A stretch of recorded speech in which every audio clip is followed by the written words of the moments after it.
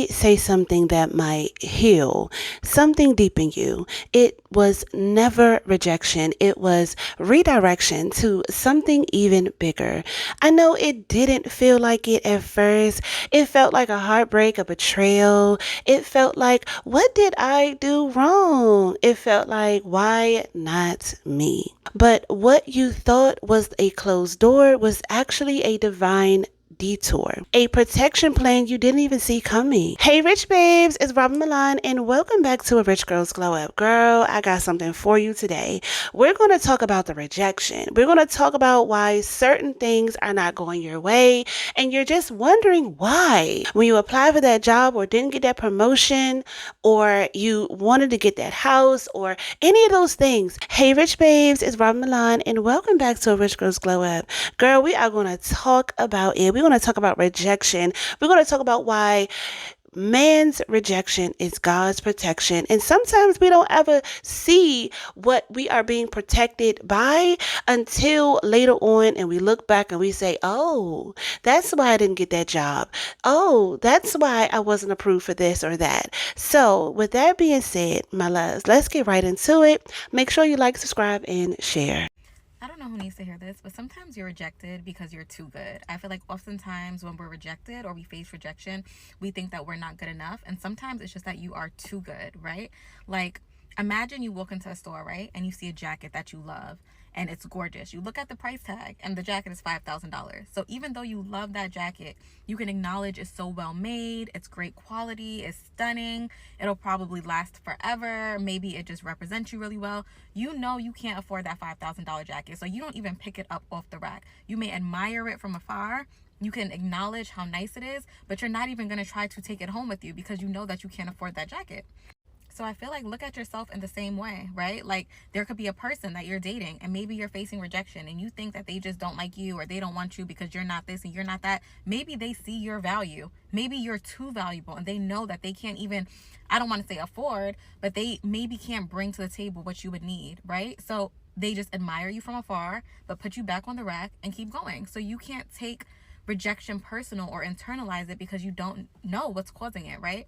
How many times have maybe you've been on a job search and you've applied for so many jobs and you're like, I know I'm gonna get this job or at least get a call back because I meet all the qualifications, and you get that rejection email like that. And you're just like, what the hell is going on? Like, I know I can't, like, I'm overqualified for this. They saw your resume and they knew that you were too good for that job. They didn't even waste your time and interview you because they know they can't pay you what you're worth. They know that you're probably going to leave after a couple months once you find a better position. You are overqualified. That's why you were rejected, not because you weren't good enough. And I know that that's hard to like process sometimes. And I know that that's not the only reason people get rejected. There are other reasons that you can face rejection. But I think that sometimes we need to stop always thinking that things have a negative connotation. God probably has something so much better for you, that's more aligned with you. And you're sitting here internalizing rejection, thinking that you're not good enough. Whole time there's something so much better for you. So hopefully that encourages you today. Have an amazing day. Don't let the people who don't want you make you think that you are what they think about you. Some people don't know a good thing. I don't like people who treat people bad because they don't know them and they don't need them. But then all of a sudden when they get hot, hey, God put you on my heart. No, he didn't. Instagram did. You saw me doing well and you wanted to act like you was checking on me. Shut up. The more unwanted you are, the more necessary you will be. You just got to get through your feelings in this rejection season. Just because he didn't call you back don't mean that anything was wrong with you. It means that God was protecting you from a fool when you didn't have the strength to protect yourself. You were so tired of being lonely, you were about to give up your moment. They didn't want Joseph in chapter 37. They didn't want him and they threw him in a pit. But by the time they got to chapter 50, the man they threw in the pit was giving them bread. You might not know it. You don't need me now. But in 13 chapters, you will. That what they meant for evil, God is going to turn it around. They don't need you now, but you will. Bible says, be careful. You could be entertaining angels unaware. So let's talk about that relationship first. The one that left you questioning your entire worth.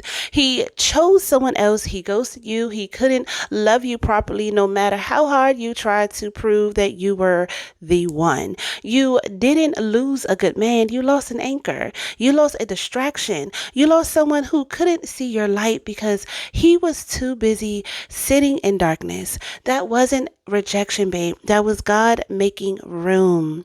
Because sometimes the blessings isn't what we gain, it's what we walk away from before it actually drains us dry. Yes, let's talk about that damn job. The opportunity that you wanted so bad. You prepped and you prayed and you thought, this is it. And then crickets. Or worse, we went with someone else in your email box. But what you couldn't see at that time is that you were being redirected to something more divine, more expensive, more you. You were about to settle for a title when you were actually born to build an empire. That no was not the end. It was a pivot. I'm talking about myself too, y'all. I'm talking about myself too. I just wanted to stop right here and say, now I know I mentioned it in the past before, but I just want to say this. At the time when I decided to get serious about my YouTube channel last year, right? And in the midst of me working and being monetized within 15 days, I also got an interview for a programming analysis, right? In the government.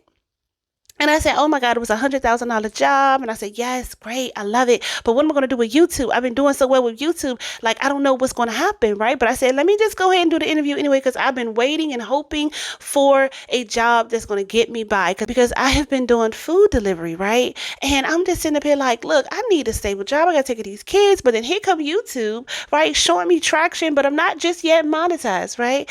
But at the very week that I got monetized, the very week, because I've been going all in for 15 days, seeing attraction, seeing people subscribing to my channel, all of that stuff, right?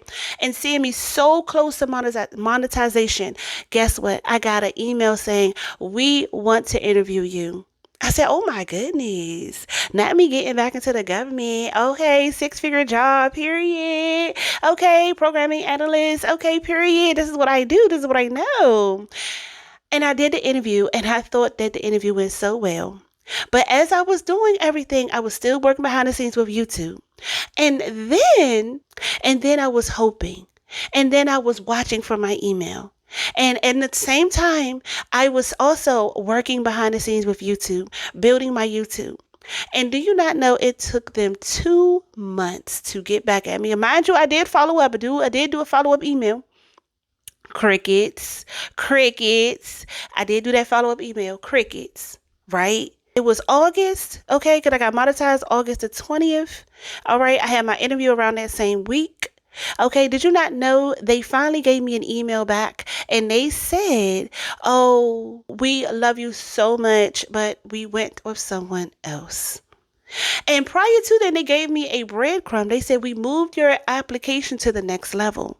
So I was moved to the next level, but they said that, oh, we were still also looking at other candidates as well. So I was still hoping and praying and hoping that this was going to be it. I'm going to get that 6-figure job. But then here come October come. By then I'm already, established on YouTube. I already got my first or maybe second check already on YouTube. And they tell me that I was denied the job. So I'm telling you right now, sometimes a rejection is God's protection. Do you understand? So let's talk about that friendship. The people who switched up, the ones who watched you grow and started acting funny, started acting weird. They stopped calling, they stopped clapping, started throwing subtle shade under fake smiles. And it hurt, and I know. But not everyone can handle your evolution, right? Not everyone is meant to come with you to your next level. You didn't lose your friend, sis. You shedded dead weight. Rejection in friendships is often a divine release. God saw the conversations behind your back that you never heard. He saw their envy before you caught it in their eyes. You were being elevated and they were being exposed. So let me say it again, girl. It was never rejection. It was redirection. Every delay, every door that didn't open, every person that left you, including my ex-husband that left me with these kids. Every situation that crumbled when you thought it was solid. It was all part of your detour to something greater. I'm telling you. See, sometimes we beg God for abundance and peace and clarity and then cry when He starts clearing things out. But how can He give you what you've been praying for if your hands are full of people, places, and patterns that don't align? You want the glow up, but didn't realize it came with the purging. It came with the loss. It came with the uncomfortable ends that didn't make sense until later. The version of you that healed, rich in self-worth, aligned in purpose, and surrendered by love. She doesn't live in confusion. She doesn't settle for mixed signals. She doesn't chase anything. So, of course, the universe had to rearrange some things because the reality you were trying to build your future in wasn't sturdy enough to hold. That's not rejection, babe. That is a foundational work. That is your next chapter, and it's going to be solid, peaceful, aligned. You're going to be so happy they left, okay? You're going to be so happy. I know that this season feels heavy. I know it feels like you've been emptied out, girl. But I feel you, girl. I feel you. But you're not being punished. You are being positioned. You have been stripped of what doesn't serve you so you can stretch for what does. The man who respects you, the room that honors your presence, the life that fits your spirit. That version is on the other side of release. So let me ask you, what if you stop seeing loss as failure and started seeing it as a divine direction? What if you stopped chasing what's running from you and started aligning with what's chasing you? Because here's the truth. Rejection never meant that you were not good enough. It just meant it wasn't good enough for you. That's it. And that's all, honey. I feel you. I understand the pain. It's like, wait a minute, my marriage failed. Then the relationships, my friendships failed. And then the job can't get the job. It's so much going on. It's so much going on. Why? Right? Why? But let me tell you something. It is all going to work out. And in the end, you're going to see why God had to remove certain people. And I'm telling you, you say that prayer. You know that prayer I'm talking about. He gonna clear out the whole room. He gonna God is going to clear out the whole room. So listen, if this message gave you any clarity, babe, I want you to comment below. This wasn't rejection. This was God redirecting me. Okay, so stop the grieving on the closed door, okay, and claim your next level. All right, so we are releasing and receiving this season, Rych Babes. And if you are ready to fully step into your glow up era with peace, power, and purpose, make sure that you sign up for the Rych Mindset Mastery course. It is your roadmap to your self-worth, alignment, and manifestation. Go to richmelanco.com to sign up for the waitlist right now. I'm dropping the course July the 27th, right? And I'm telling you, only the most serious of the serious is going to join that course. And I can't wait to see you in it because you deserve to finally be aligned with the woman that you are meant to be. And everything that I am teaching here, I am not teaching over there. That is exclusive over there. That is some real alignment work over there in the course. All right, to get your mindset going and to help you become the woman of your dreams. So my lovelies, with that being said, become the woman that walks in a room and make people wonder.